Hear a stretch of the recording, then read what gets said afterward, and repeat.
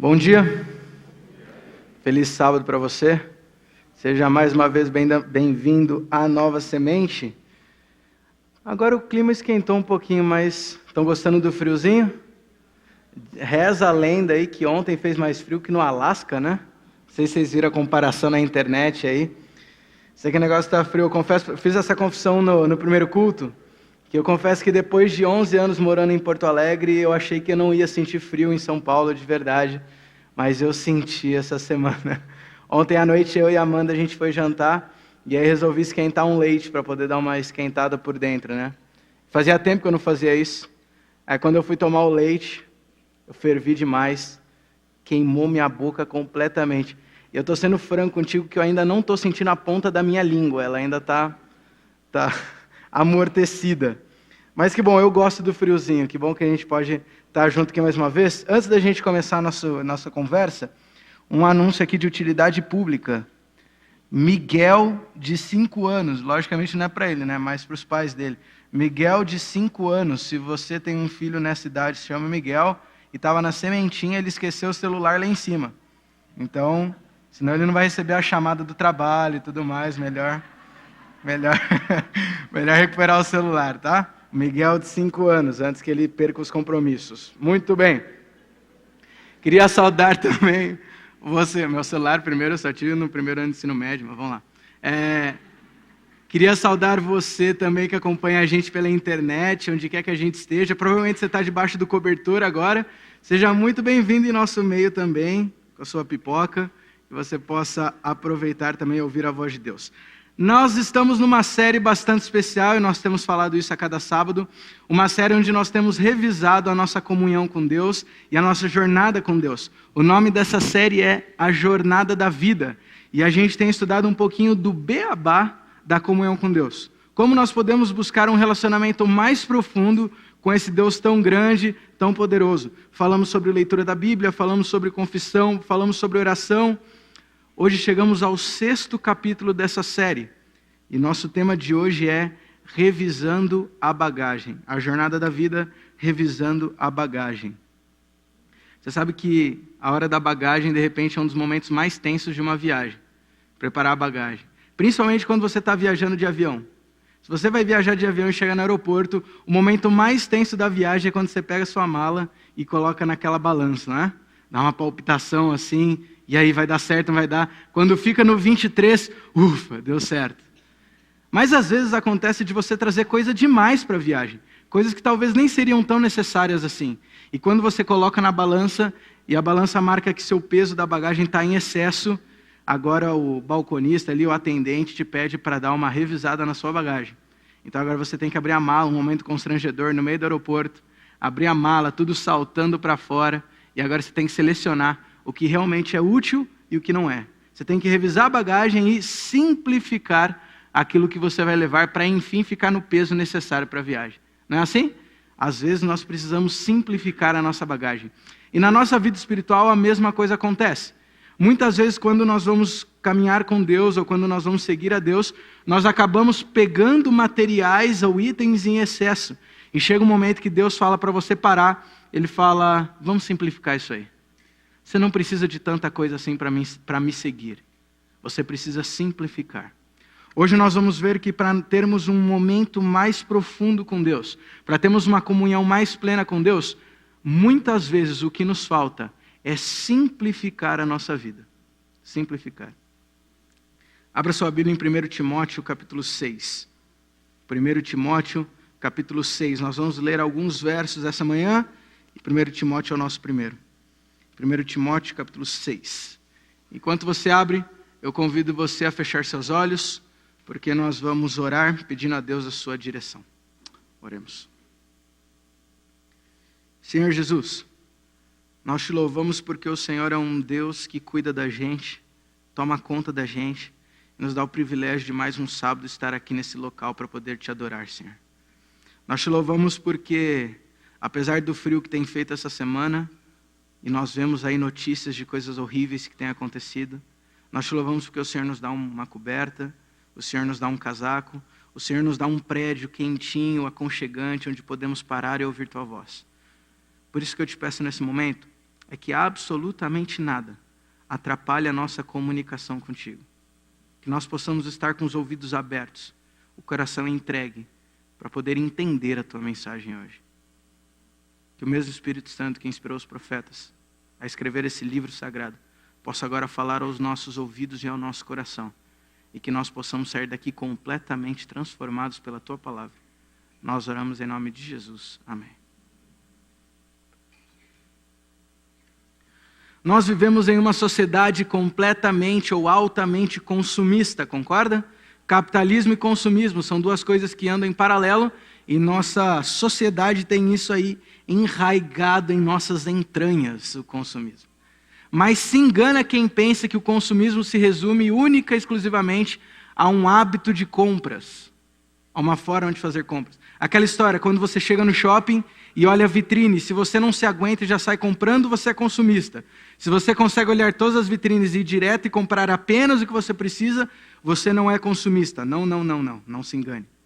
Na verdade, a compulsão pela compra é uma consequência do consumismo, porque o consumismo ele vai muito mais além. Consumismo é uma filosofia. Consumismo é um estilo de vida, muito mais do que um hábito de compras. E muitas vezes, sem nós percebermos, nós podemos estar profundamente influenciados pelo consumismo. Até em coisas que a gente nunca parou para pensar. Quer ver como a filosofia do consumismo está em todo mundo? Faz o seguinte, vou fazer exercício. Eu vou pedir para você simplesmente pensar algumas coisas, mas pensa bem, tá? Vai refletindo aí. Deixa eu fazer 3 perguntas. A primeira pergunta que eu te faço é o seguinte: por que você trabalha? Pensa aí. Qual é o seu objetivo de gastar em média 8 horas todo dia na empresa, ou seja lá onde você trabalha? Para que você trabalha?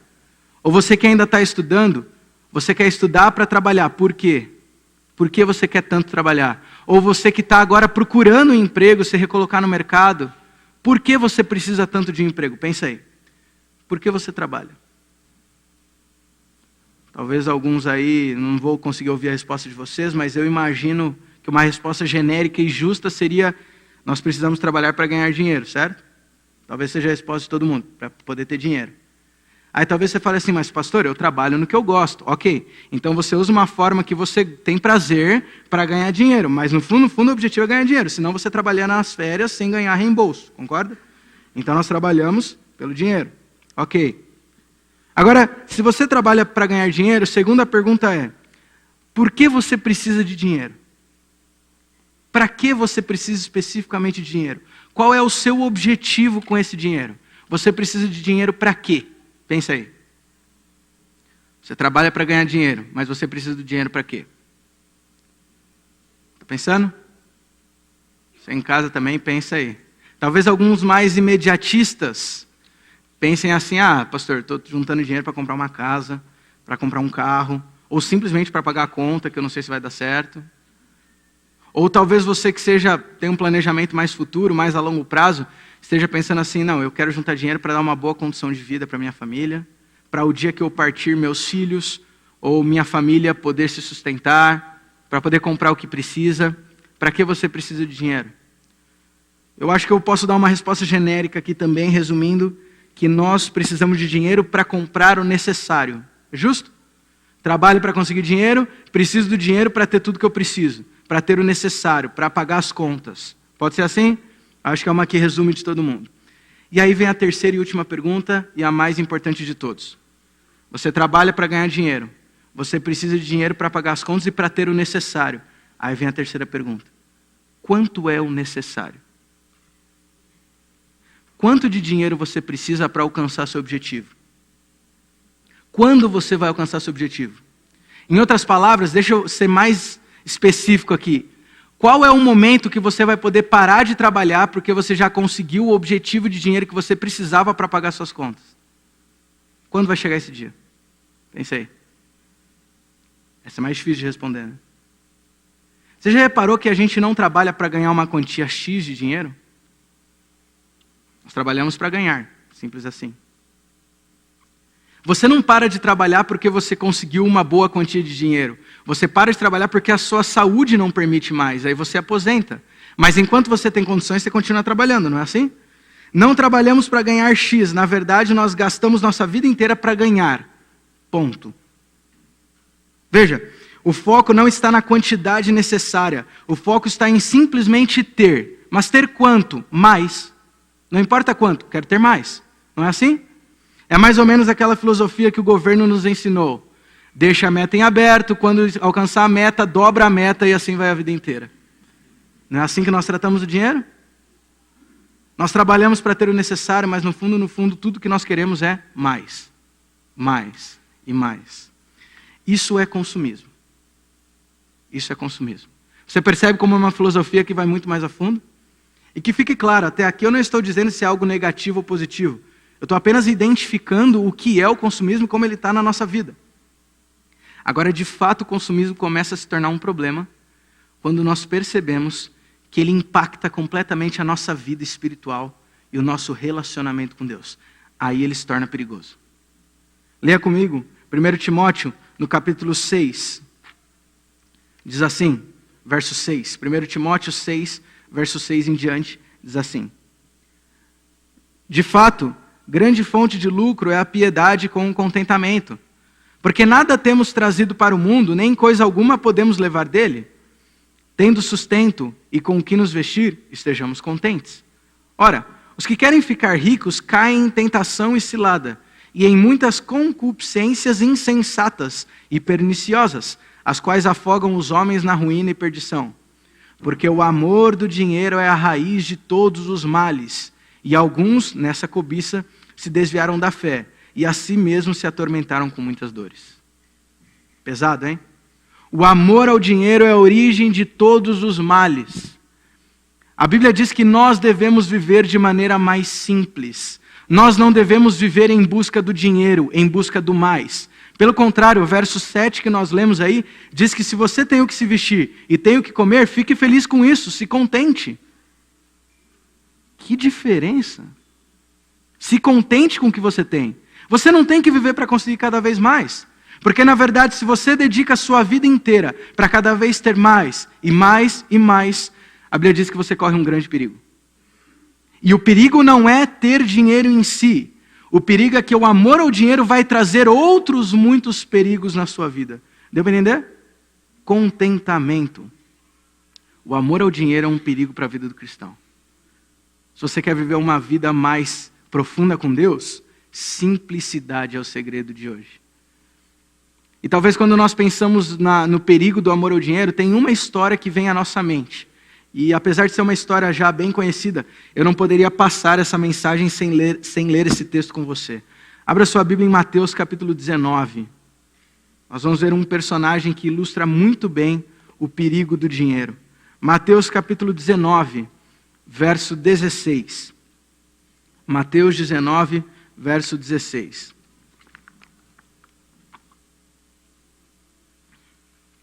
Mateus 19, a partir do verso 16.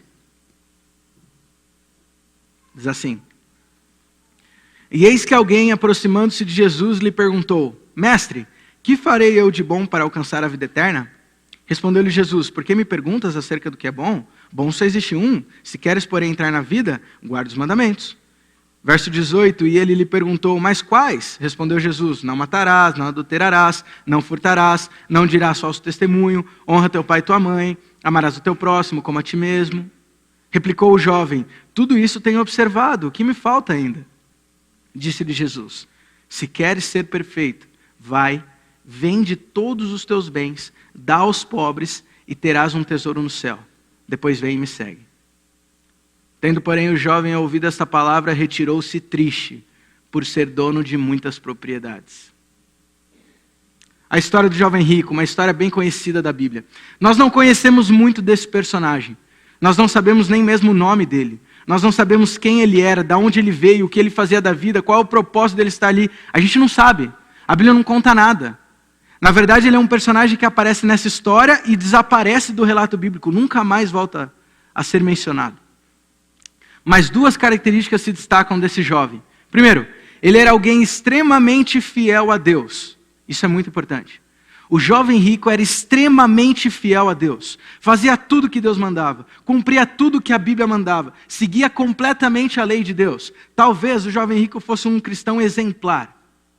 O curioso é que ele fala isso e você vê que Jesus não corrige ele. Jesus aparentemente concorda com a afirmação dele de que ele seguia tudo. O jovem rico era um excelente cristão. Essa era a primeira característica. Segunda característica do jovem rico, era alguém, como colocamos o nome dele, era alguém muito rico. Tinha muitos bens, muitas posses. O grande problema é que o dinheiro acabou passando de um limite do aceitável na vida dele. E agora ele cai em 2 perigos. Ele cai em 2 erros. E nós vemos aqui nessa história 2 perigos que corremos, eu e você também, ao dedicar uma vida completamente ao amor ao dinheiro. O primeiro perigo que nós vemos na história do jovem rico. O amor ao dinheiro nos faz perder o contato com Deus. O amor ao dinheiro nos faz perder o contato com Deus. Veja, o jovem rico era alguém extremamente fiel a Deus, guardava os 10 mandamentos, mas ainda assim, alguma coisa estava errada. E ele sabia disso. Ele seguia toda a lei, ele seguia tudo que a Bíblia mandava, mas ainda assim ele não se sentia salvo. O que é curioso é que não é Jesus que estava passando na cidade e de repente viu um jovem e falou: "Ô jovem, eu tenho uma mensagem para você." Não.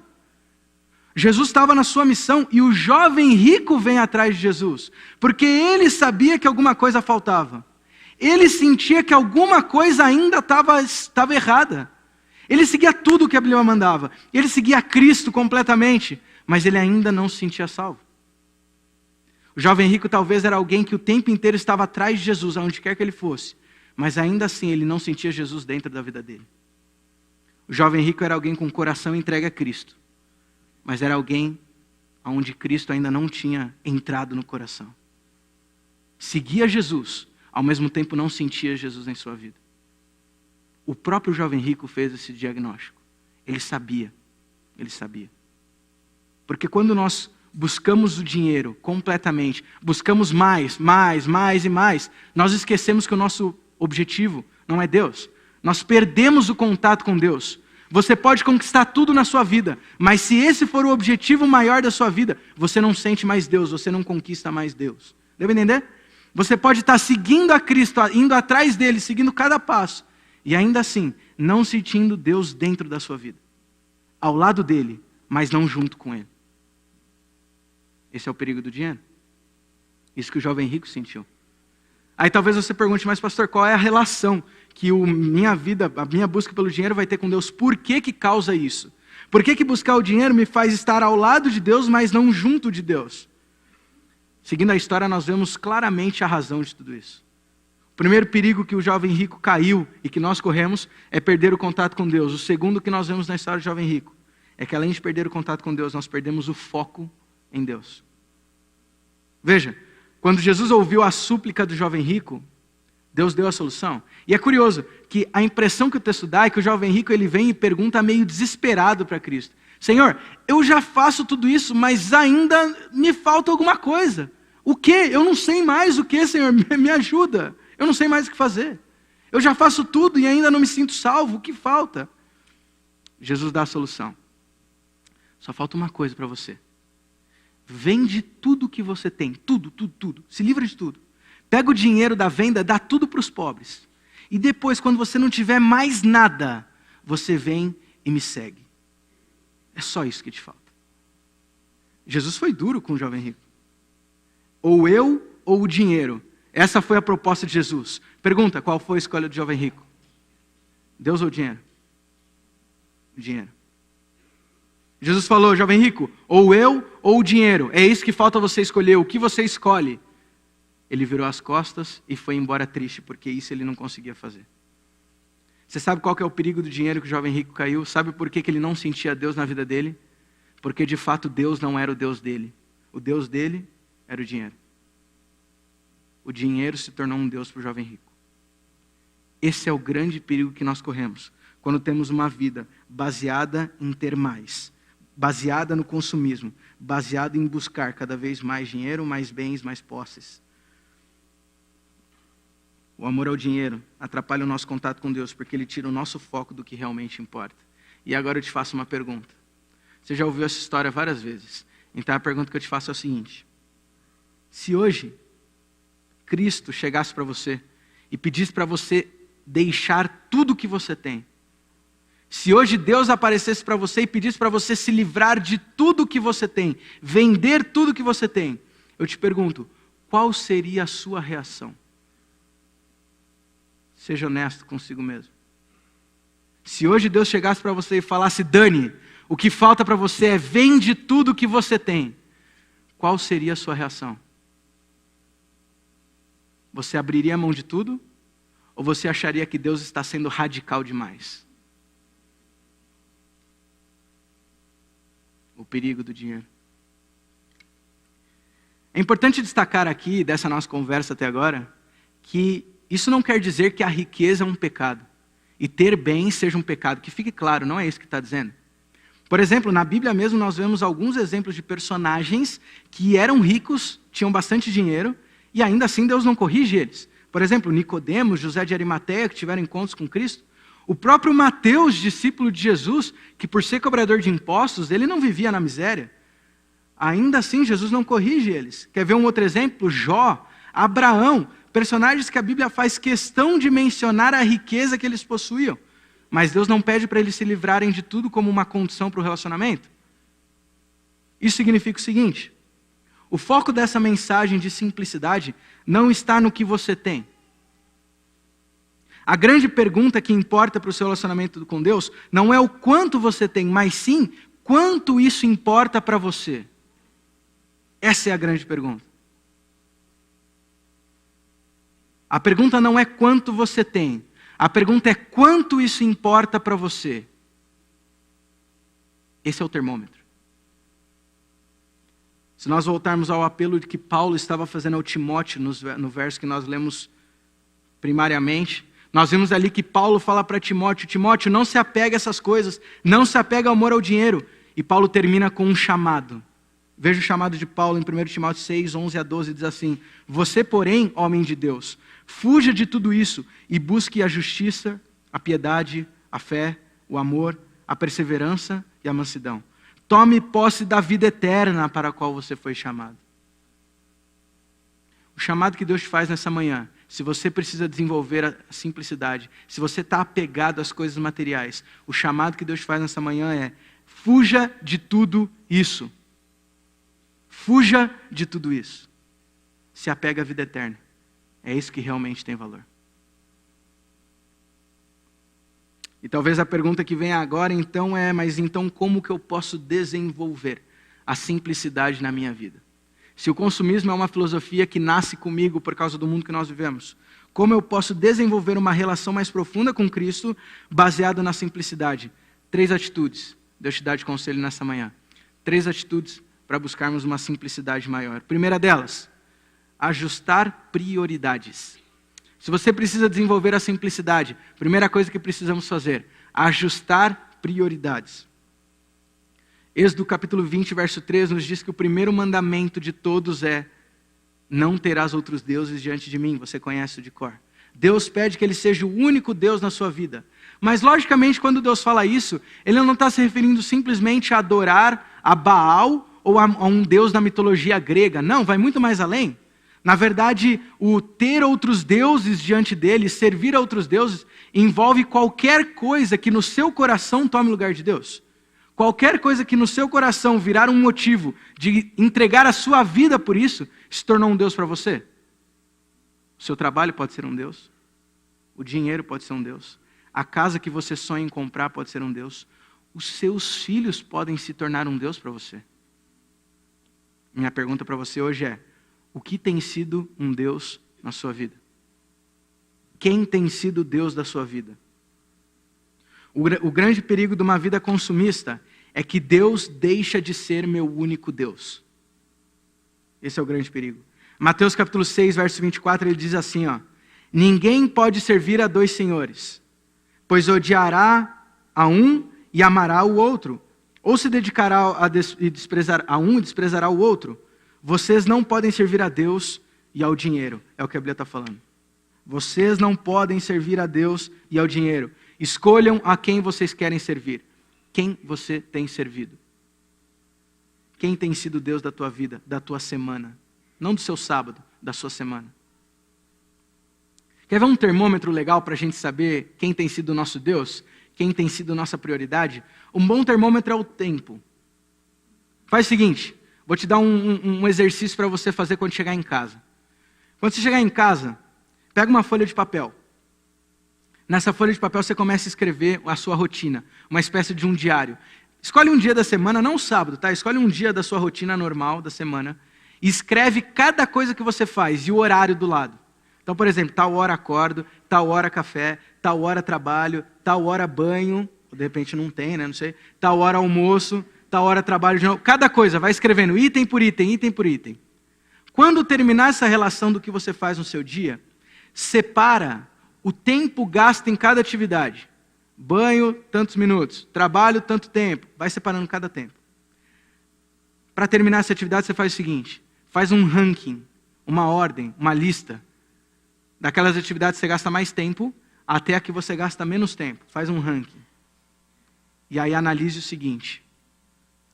Em que lugar desse ranking o seu momento com Deus está? Em que posição Deus aparece no seu ranking diário? Primeiro, ele aparece? Porque às vezes ele nem aparece. Segundo, será que ele está no pódio? Ou ele está lá atrás? Foi mal na corrida? Aquilo que no seu tempo, na sua agenda, vem antes de Deus no seu ranking, talvez isso esteja se tornando um Deus para você.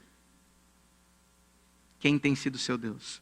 Ajuste as prioridades. Lucas capítulo 12, verso 34 diz, pois onde estiver o seu tesouro, ali também estará o seu coração. Onde está o seu coração hoje?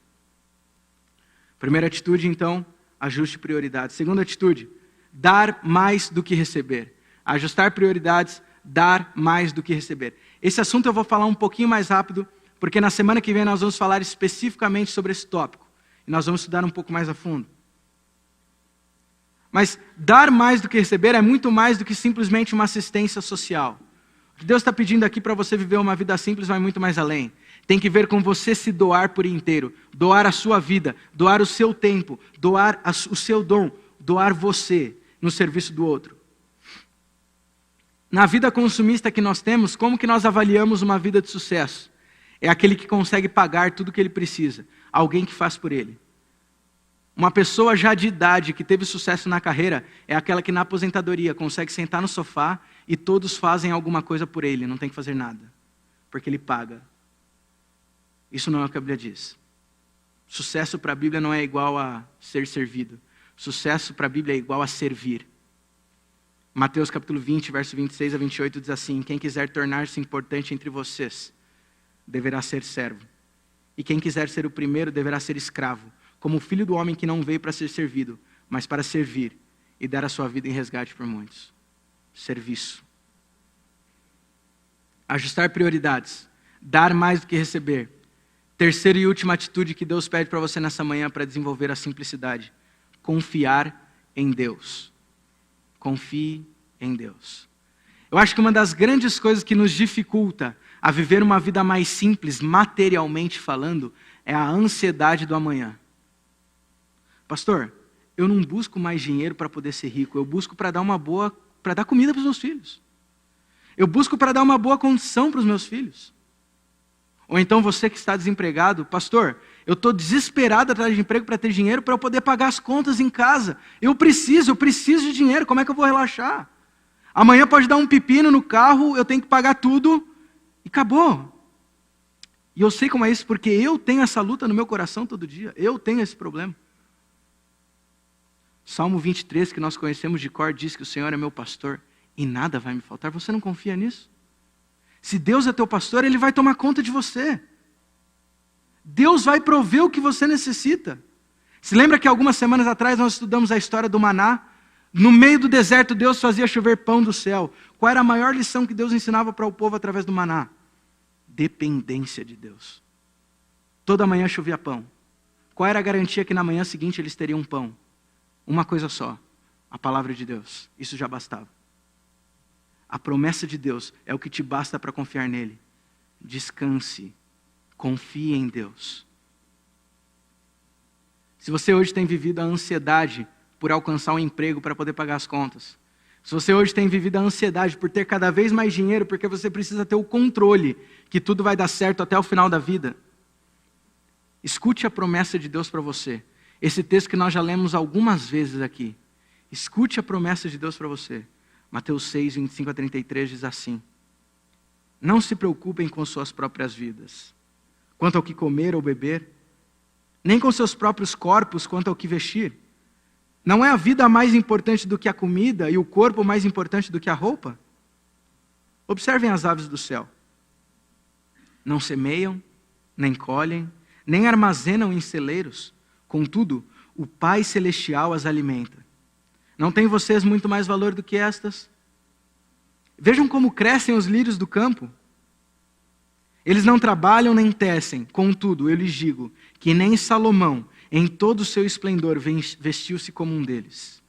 Portanto, não se preocupem, dizendo: que vamos comer? Ou o que vamos beber? O que vamos vestir? Pois quem faz isso são os pagãos. São eles que correm atrás dessas coisas. Mas o Pai Celestial sabe que vocês precisam delas. Busquem, pois, em primeiro lugar o reino de Deus e a sua justiça, e todas essas coisas lhes serão acrescentadas. Se você vive a ansiedade, e isso te impede de viver a simplicidade, a promessa que Deus faz é: confie em mim, eu vou tomar conta de você. Eu não vou deixar faltar nada. Você confia em Deus? Ajuste prioridades. Dê mais do que receba. Confie em Deus. Sabe, viver a simplicidade não é apenas abrir mão de alguma coisa ou de algo. Simplicidade não é você chegar em casa agora e vender tudo que você tem, não. Vai muito mais além do que isso, muito mais a fundo. Simplicidade tem que ver com uma mudança de um estilo de vida, uma mudança de uma filosofia de vida.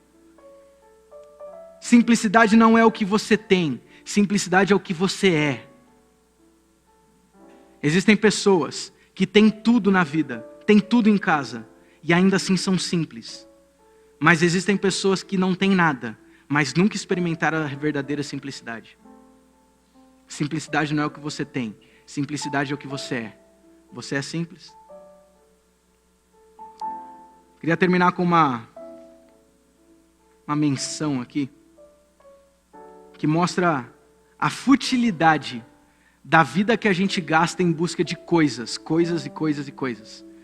Alguns anos atrás, isso vai ser aí uns 10 anos atrás, um pouquinho mais de repente, eu ainda morava em casa com os meus pais, ainda era criança, e eu me lembro que uma vez meu pai comprou um sapato da marca Raffarillo. Estou falando a marca porque tem a ver com a menção aqui. Da marca Raffarillo. Uma marca ligeira, até bem conhecida, sapatos, bons sapatos. E quando o meu pai comprou esse sapato, quando ele abriu a caixa, a tampa da caixa lhe chamou a atenção. E eu me lembro disso como se fosse hoje. Quando ele abriu a caixa, se abre a caixa, na tampa dela, a parte de trás, aquela que vai para dentro da caixa, tinha um texto escrito. Um texto comprido, inclusive, ia de uma ponta a outra. Um texto na tampa da caixa. E meu pai resolveu ler. O texto era uma espécie de um desabafo. Enfim, isso já fazem alguns anos, já, como eu citei. E até é interessante que a história que estava relatada ali se passava em 86, 85. Mas por algum motivo, aquele homem resolveu esperar para escrever essa história. Um desabafo do dono da marca de sapatos Raffarillo.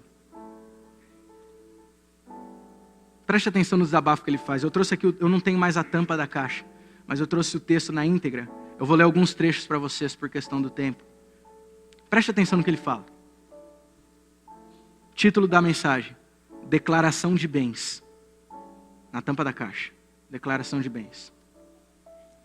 O pai moderno, muitas vezes perplexo e angustiado, passa a vida inteira correndo como um louco em busca do futuro, esquecendo-se do agora. Nessa luta, renuncia ao presente. Com prazer e orgulho a cada ano, preenchem sua declaração de bens para o imposto de renda.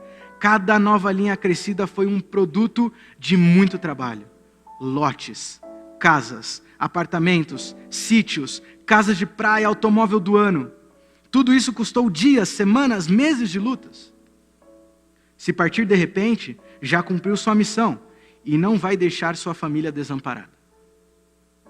Esse homem, porém, se esquece de que a verdadeira declaração de bens, o valor que efetivamente conta, está em outra página do formulário do imposto de renda, naquelas modestas linhas quase escondidas, onde se lê declaração de dependentes. São filhos que colocou no mundo, a quem deva dedicar o melhor do seu tempo.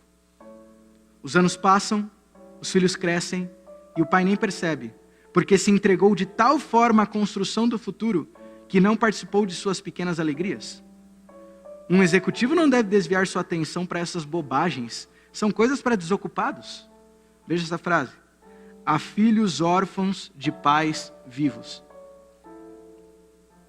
Depois de uma dramática experiência pessoal vivida, a mensagem que tenho para dar é: não há tempo melhor aplicado do que aquele destinado aos filhos. Dos 18 anos de casado, passei 15 absorvido por muitas tarefas, envolvido em várias ocupações e totalmente entregue a um único objetivo e prioritário: construir o futuro para 3 filhos e minha mulher. Agora estou aqui, com o resultado de tanto esforço. Construí o futuro penosamente e não sei o que fazer com ele, depois da perda de José Carlos e Mariana. Do que vale tudo que juntei, se esses filhos não estão mais aqui para aproveitar isso com a gente? Se o dinheiro não foi capaz de comprar a cura de meu filho amado que se drogou e morreu, não foi capaz de evitar a fuga da minha filhinha que saiu de casa e prostituiu-se, e dela não tenho mais notícias, para que serve? Para ser escravo dele? Eu trocaria, explodindo de felicidade, todas as linhas da declaração de bens por 2 únicas, que tive de retirar da relação de dependentes: os nomes de José Carlos e Mariana. E como doeu retirar essas linhas na declaração de 86, ano base 85. José Carlos morreu aos 14 anos. E Mariana fugiu 1 mês antes de completar 15. Assim termina um desabafo, numa caixa de sapato. Talvez se você ler essa mesma mensagem, substituindo pelo tempo que você deixou de buscar Deus para conquistar esse mundo, talvez seu desabafo não seria muito diferente. É como diz Salomão: vaidade, vaidade, tudo é vaidade, é correr atrás do vento. Não quer você nessa manhã buscar viver uma vida mais simples? Buscar desenvolver a simplicidade, simplificar tudo aquilo que você busca? Quando você se faz simples, Deus te faz completo. Quando você se faz simples, você entende que você precisa de Deus para ser completo. Não tente se completar sozinho. Não tente se completar com aquilo que não tem valor. Simplifique a sua vida. Deixe Deus te fazer completo. Vamos cantar.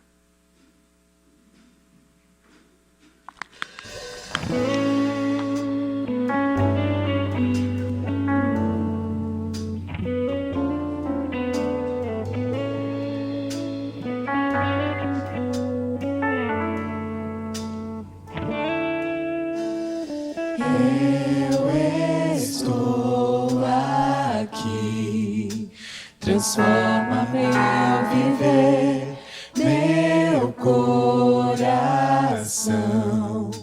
Te entrego sem temer, eu te agradeço por teu infindo amor que limpa meu ser.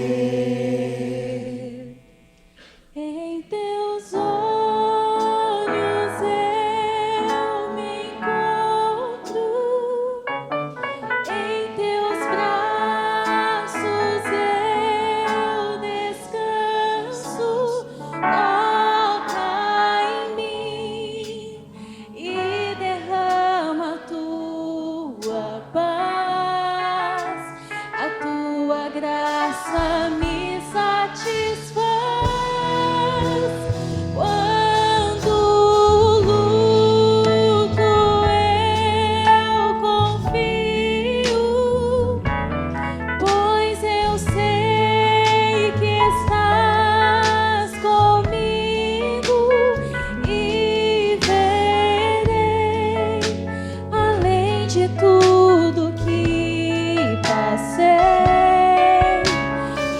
então serei completo, enfim.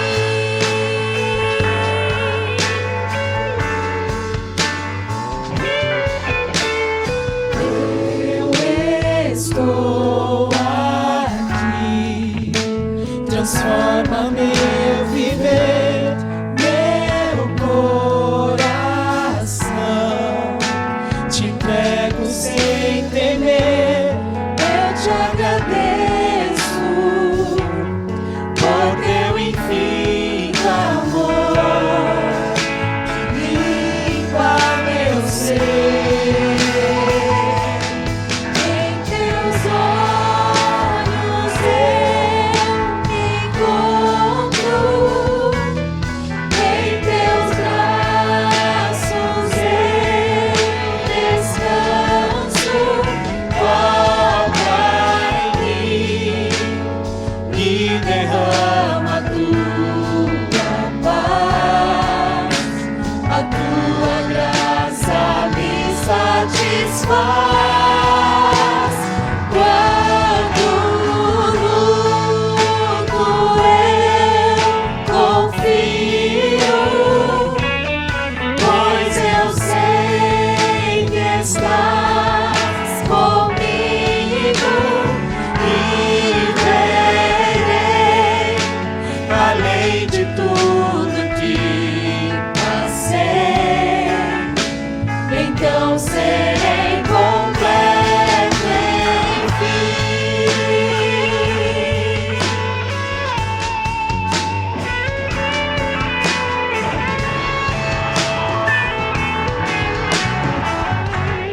Eu te agradeço por teu infinito amor que limpa meu ser. Em teus olhos eu me encontro, em teus braços eu descanso. Toca em mim e derrama a tua paz, a tua graça me satisfaz. Quando luto eu confio, pois eu sei que estás comigo e verei além de tudo que passei. Então serei completo, eu serei completo, eu serei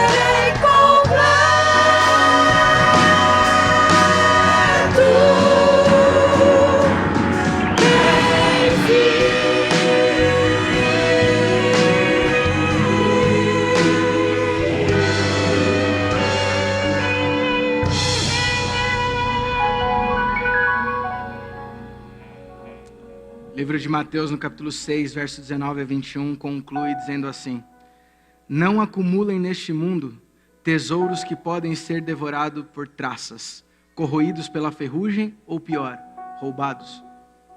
Prefiram um tesouro no céu, pois ali estará salvo das traças, da ferrugem e dos ladrões. Não parece óbvio? Saibam que o lugar em que vocês mais desejam estar é perto do seu tesouro, e é lá que acabarão indo parar. Chega de conquistar tesouros aqui. Chega de perder a vida inteira atrás de algo que não vale nada. Chega de perder a vida inteira correndo atrás de um dinheiro que de um dia para o outro uma bolsa pode quebrar e perde completamente seu valor. Ajunte tesouros no céu. Viva uma vida simples aqui. Ajunte tesouros no céu, que esses vão durar a vida eterna. Feche seus olhos. Senhor Jesus,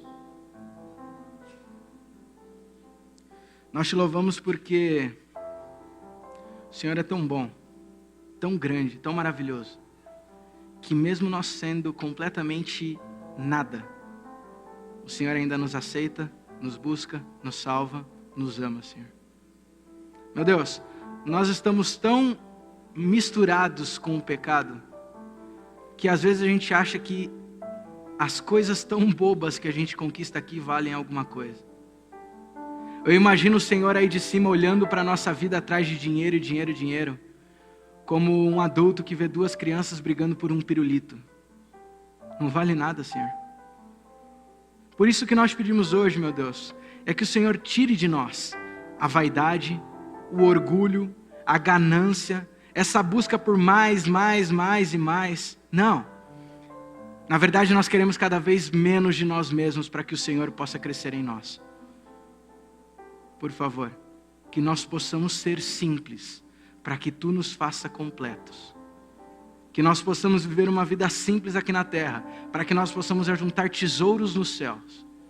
Porque nós sabemos que o Senhor é nosso pastor, nada vai nos faltar. Não precisamos nos preocupar com nada. Tu tens o mundo inteiro sob Teu controle. Toma a nossa vida em Suas mãos. Tira da nossa mala aquela bagagem desnecessária. Nos ajuda a viver simplesmente a Tua vontade. Oramos em nome de Jesus. Amém. Você tem uma boa semana buscando novos tesouros nos céus. Deus te abençoe. Até semana que vem.